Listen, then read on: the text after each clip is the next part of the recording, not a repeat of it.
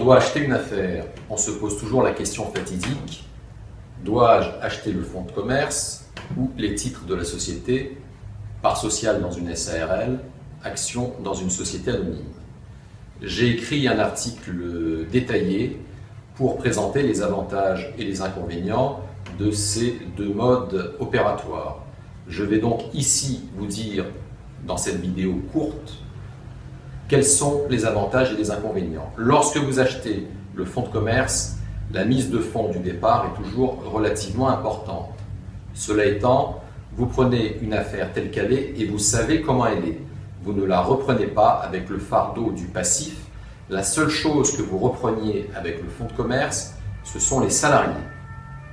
Lorsque vous reprenez les titres d'une société pour en être naturellement le propriétaire majoritaire, vous reprenez la structure de l'affaire et non pas simplement le fonds de commerce. C'est-à-dire que vous reprenez l'actif et le passif de la société. Cela a un avantage, c'est que la mise de fonds est bien souvent réduite parce que de l'actif de la société, il va falloir défalquer ses dettes pour trouver la valeur de la société qui, dans la plupart des cas, sera inférieure à la valeur du fonds de commerce. Donc, mise de fonds réduite. En revanche, le problème, c'est que dès que vous aurez repris les rênes de la société, vous aurez les dettes de celle-ci à régler. Et il faut donc avoir la trésorerie. Pire encore, on fait avec les cessions de parts ou cessions d'actions, dans la plupart des cas, des garanties d'actifs ou de passifs, mais il peut néanmoins y avoir des surprises et on peut ne pas vous avoir tout dit. Ce qui signifie que vous pouvez vous retrouver dès le lendemain avec des dettes qui n'avaient pas été prévues.